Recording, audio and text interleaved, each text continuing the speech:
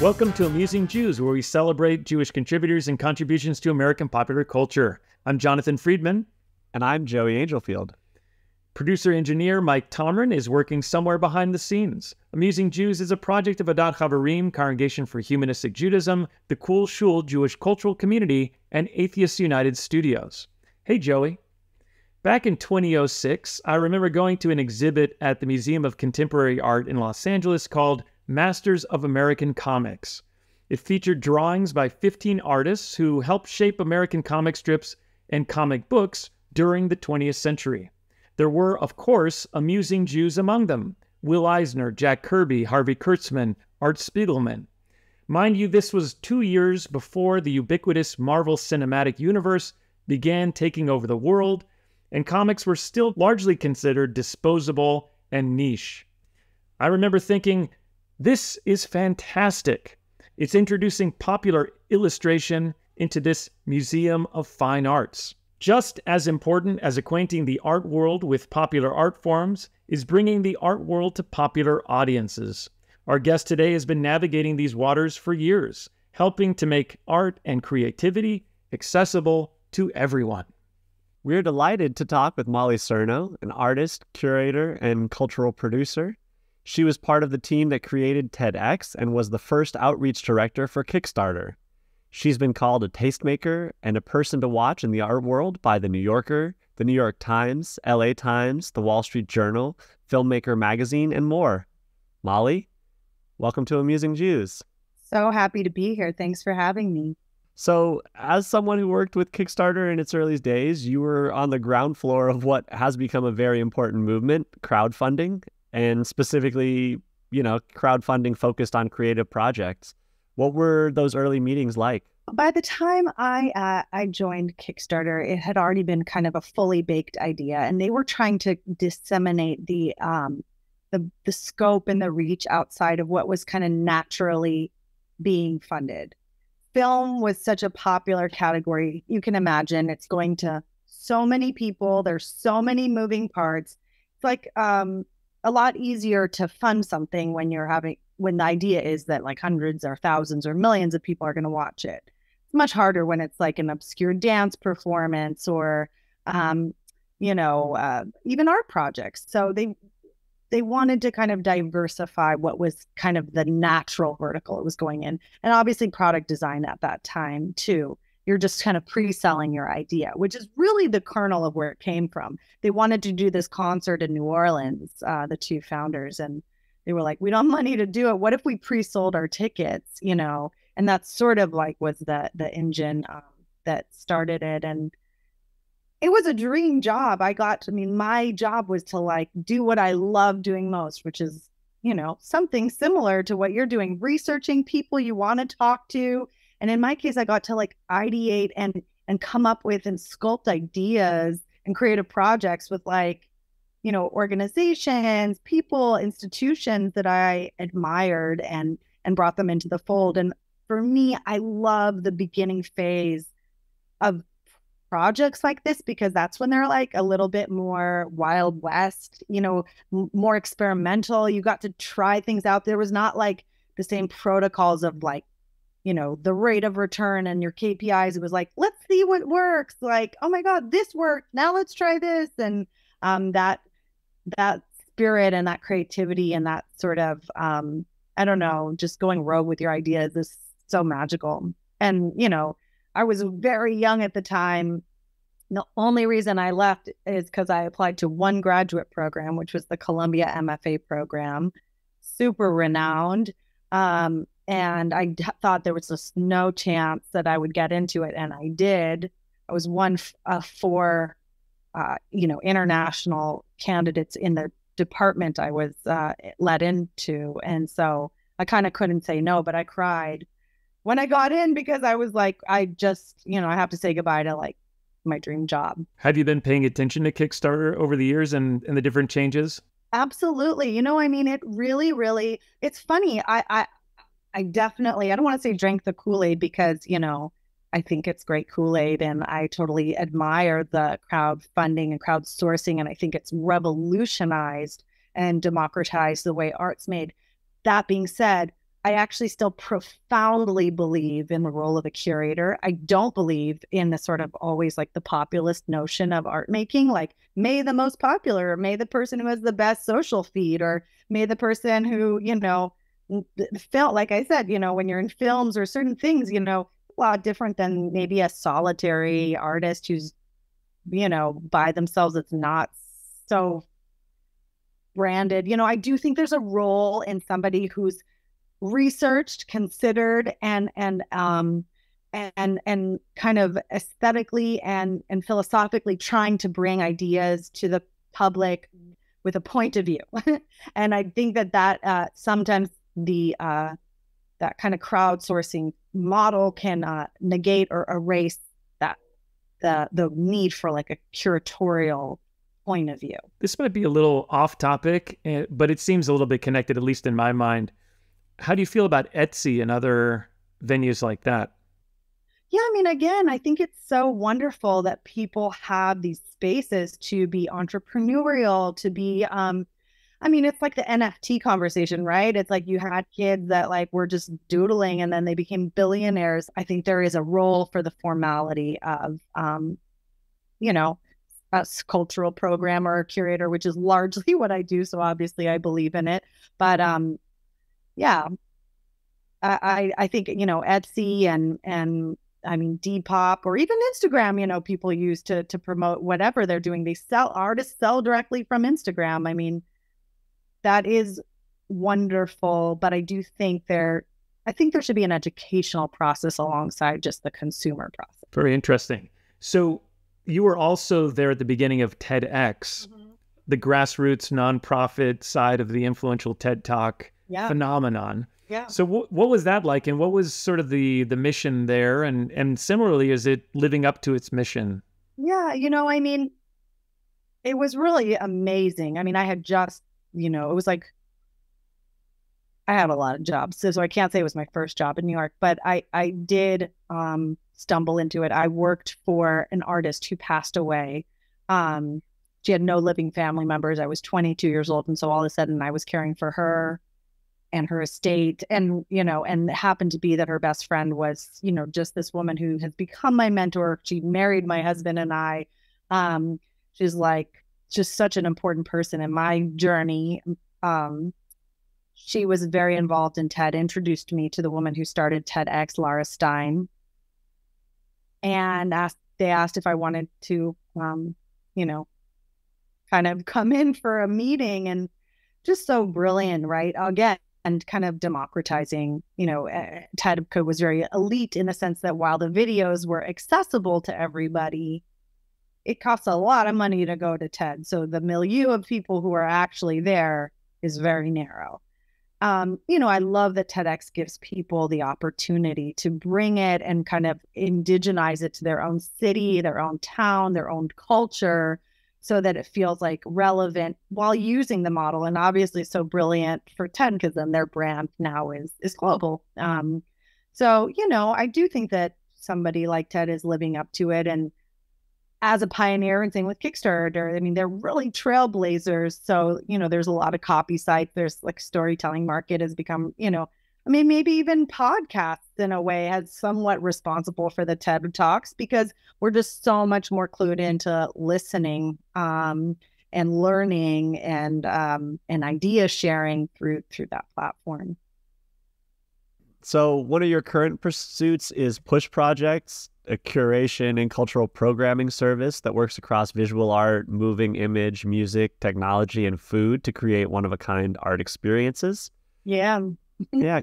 Could you tell us about some of those projects? And, you had mentioned it a little bit about your role as a curator. Yeah, absolutely. So, Push Projects is like a long work in progress or process. I'm like a classic Gemini. I wear so many different hats, and I felt like if people looked at my CV, it would be like, fair, like Thelonious Monk, like free jazz, like, whoa, how do I keep up with this girl? She's here, like, what's the story? And as Americans, we love a good narrative. And I didn't know, I wanted an umbrella, where all my work could be housed. I was at this amazing nightclub, actually not far from where I live, and I was the art director there. And by the term art director, I was actually running an art program inside of a nightclub here in New York. So we used kind of a Kickstarter model. $1 of every ticket sale went to the art fund. It's a 5,000 person capacity. So you can imagine, you know, and it was like sold out every night. We had a good budget for art projects. In fact, I was like sickened when I would hear brands were paying, you know, crumbs. And here I am at a local arts organization, not an arts organization, nightclub. And I was able to kind of commission people with, again, not extravagant, but respectful budgets. I think that's one thing about my work is I'm always really interested in elevating just our standard for how we treat artists in our society, since they drive culture and culture precedes policy. And like everything to me is like, it's birthed from this. So I was at this place. It was so amazing. I started this program with the founders of a nightclub. So I got to be super experimental. I had art installations in the bathroom. I had a video residency on one of the dance floors. You know, I wanted every bone of the building, again, to be considered. It was not random. I am the curator. I am a programmer. I was like bringing in a story. I was talking extensively with artists about what we were doing and why we were doing it. But I still wanted it to be accessible so that people could have these spontaneous interactions with art where it was so distinct from a gallery, right? Or even a museum where the architecture kind of presupposes the social contract, right? You see the white walls, you see the grandiose building, and all of a sudden you feel like maybe you can't cough, maybe you can't laugh. You certainly can't bump into anything. You don't want to mess anything. You know, it's like classical music concert. Then a nightclub is the opposite. I mean, people are getting drunk, they're making out, they're, you know, whatever, like dancing. And so you're at actually your most like uninhibited. So to witness and experience art in that form, I thought was really fun and really exciting and really interesting. The project got kind of too big for the building. We were like starting to partner with museums. I was doing speaking engagements at different universities. And ultimately it was a nightclub first. And they were like, you know, slow your roll. You know, this is getting too much. Like, I think we should, you know, tone down the project. So that's when I launched, long story short, that's when I launched Push Projects formally as kind of a creative studio where all my work could kind of live under my cultural programming work. You know, one of the first projects I worked on was with the Museum of Food and Drink, MoFad. They had a pandemic exhibition that went, you know, virtual. It was the Making of the Nation's Table, stories of, you know, the African-American recipes and from the diaspora and how it's affected the soul of American cuisine and culture. And, you know, I helped produce some of their online programs. You know, I worked with a software called Harvest, which is a time tracking software for like companies and freelancers. So you can like literally just track your time. And I was able to work with them by bringing in artists to reflect on notions of time. So, you know, I really like to kind of push avant-garde ideas in a mainstream way. So instead of like thinking about the lowest common denominator of like, how do I make, you know, a graffiti show or something that just appeals to everyone, I still really like pushing the boundaries. I still really like staying avant-garde, experimental, but making it, I find, like more palatable by switching the environment, what I call kind of cross-pollinating. So instead of showing that weird experimental film in a movie theater, maybe you show it, you know, in a garage under a bridge with a really famous band. You know, already that sort of, it upends your expectation. And so you're just more open. Yeah. So you already touched on this a little bit, but I've been curious, you know, one of your goals, as you've been saying, is to bring the art world to a wider audience, making it more accessible.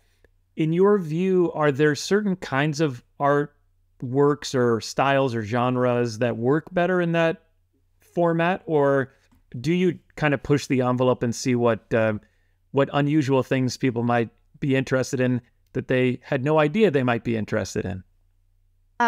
Yeah, I think the latter. Also, I I didn't totally realize about the video, and it's getting like darker here in New York. And like I said, I'm sort of like camping in my house. So, you know, it's a bit of a rustic situation. So sorry if it's like getting really dramatic. So like talking about the avant-garde, and it's getting darker in my studio here. But anyway, film noir. Yeah, totally. I was like, oh God. But yeah, you know, it's an ever-changing world. I always, you know, was interested in experimental film and video work, and now it's so, I have such screen fatigue. It's really hard for me to watch anything other than like Succession, and like, you know, and that's bizarre because I was the person that was like combing every archive, like looking for every like strange Hungarian experimental film on 16 millimeter, you know, that was like my bread and butter. And I actually, like, for example, lately I'm much more interested in food, and I'm much more interested in poetry, and I'm much more interested in writing. You know, I think that these are like things that will not be replaced by AI. Maybe poetry, but like, you know, I think as the world changes, not in a morose way, but like my interest, you know, I'm more interested in something tactile, and you know, and video and film were such a critical part of my early career. I think it's great because people have more muscle. They're like more well versed in how to watch in a way, because they watch all the time. But I'd like to take people, you know, into something other than just watching, like smelling, you know, like with the perfumer, you know, kind of activating other senses. Yeah, I remember reading an article years ago by a philosopher talking about why there are not any museums of smells. And the idea being that smell is so personal and so immediately, you know, transformative and transporting that you can't really package smells in a way that would kind of appeal or attract a larger audience. I don't know if you have any feelings about that or thoughts. Smells really cultural too, you know. I mean, like even the smell of certain fruits, like a lot of cultures like can't stomach certain smells of certain foods, or you know, like so it's, I think smell is so saturated into our, you know, it's so baked into it. Or even, you know, corporations like making sure that Starbucks or Subway like smells exactly the same no matter what city, you know, making it like this. There's people they're hired to do that, and like but there's like there's a lot of really amazing artists. And Nika Yi, for example, she works almost exclusively with scent, and, you know, and that's part of her practice is, you know, bringing in smell. You know, I don't think that but then, you know, then again, every museum has a certain smell. So while they're not maybe formally including that in their curation, it is certainly part of the experience of going to one. Yeah, I love this. Personally, I love the smell of old books. And I found that there are candles that you can now get that emit the scent of old books. I'm kind of curious. No, not yet, but I'm thinking about it. Maybe the new house, you should like exactly inaugurate it with the smell of an old book. Right. Absolutely. I mean, I have enough old books to do that, but just the idea of like aroma. Yeah, like my room would smell like a used bookstore, which is sort of my favorite smell and my favorite place, you know? Anyway, thank you. Joey. So one of your own art pieces is We of Me, which involves people combing each other's hair with amplified hairbrushes to create a layered meditative soundscape. Yeah. What's the message of this captivating piece? Thanks for calling it captivating. So it was this, when I was in grad school, I made these hairbrushes and I filled them with these tiny little contact microphones, right? So contact microphones make sound based on contact. And then I soldered them into cable. So when I closed the brush, I could plug the hairbrush into an amplifier. When you brush your hair, it would pick up all the sounds. I'm very interested in ritual. And I was interested in how to take like quotidian ritual and literally amplify it, right? Give it a sound, this thing that, you know, you don't maybe think of as so much part of your like life's tradition is like taking care of your body. And then I was going to I went to the desert to the Integratron. I don't know if y'all have ever been there. Really moved me, Edward Van Tassel's Integratron, and I did a few volunteer sessions at the Dream House, which was an experimental artist and musician. He had this like sound piece that you can kind of lay down and meditate while you listen to the sound piece. And and so I got really interested in like, wow, brushing your hair is a bit of a meditation. If I were to have women perform it, it would just stay in this conversation I felt of like beauty or like, and I just thought, well, if I have men brushing their hair, it actually kind of confuses the, I don't know. We had 20 men brushing each other's hair and their own. And it was based on We of Me is like a little segment of Carson McCullers, Member of the Wedding. And it's like this protagonist talking about how much they yearn to be unified and to belong, and that feeling of wanting to belong, but ultimately being your own body and that you'll never merge, I thought when I made this piece and I choreographed, 20 men brushing their own hair and each other, it was like the sound became sometimes this really beautiful, meditative, singular sound, but it would also be all constantly disrupted and it would go back to somebody's own body. So that, that push and pull, they're like retracting and conflating of a collective self and then a singular self. And was really lucky. My friend Brian Chase, who is the drummer of the Yeah Yeah Yeahs, was mixing it in real time with me. So we were able to do it. Actually, one of the places was the Getty Museum and a really beautiful venue here called BAM. So it was, and he's not, aside from being in an incredible, pop group, like he's in such a wonderful experimental drummer. So, there was like a very percussive component too. You're the mother of 2 young boys, and I know that you've embraced a more domestic lifestyle for their benefit. And I have a quote from you. I actually wanted to raise a home where my kids saw me being creative in a quotidian way, in a daily way, and not just at the Met Museum. So what are some of the lessons that you've learned from this very important transition? Yeah, I feel like the pandemic radically changed me. And I don't think we have enough of a national or collective conversation on, I feel like we're all kind of expected to just go back to life. Oh, okay, we're vaccinated. Oh, like numbers are down. Oh, you don't have to wear a mask. We don't actually have to talk about what we all just experienced and went through. And for me, like a lot of conversation around, all my work is around bringing people together in space. So done, and I had 2 very premature children. So like, I do think that NICU parents have a different level of intensity in terms of their transition to parenthood. And I spent so much time in a home with my son, who was 1.5 at the time. I was not working that much before because I did want to spend a lot of time with him.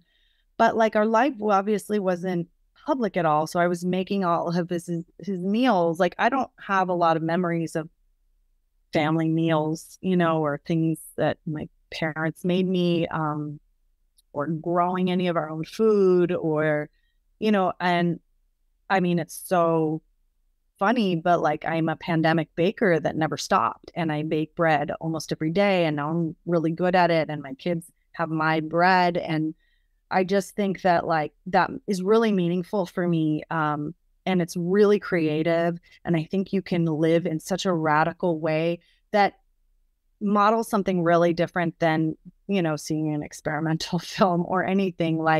It really, if you can live in a way that is imaginative and zesty and inquisitive and experimental, and you get to make food together and you get to eat together, and to me it has been the most, there's nothing I've ever seen that has shaped me or changed me the way this has. So you've also stated that we live in a product-driven society where there's little room for experimentation. Yeah. What are some of the ways that we artists and non-artists can cultivate a more process-driven? Yeah, I mean, it's really hard, right? Because you can't counter the wave. Like, we will always be posting. We will always be, making podcasts. We will always be editing our podcast. I mean, we always will be hiding the wires of the video piece so that it looks like it's floating in space. That's part of the experience and the magic, right, of being alive, is that this appearance of seamlessness. And I think that is wonderful, but I think that, like, we've been practicing at home saying I love mistakes, or like my kids they're really, they're only 2 and 4.5, but they love art a lot. And they get frustrated when they don't make something they don't like, or they're trying to replicate a dinosaur and they didn't do it. Or, my 2-year-old even is like, cries, I don't like this, and it's like, even just starting with like, hey, let's like love our mistakes. And it's really hard to admit it.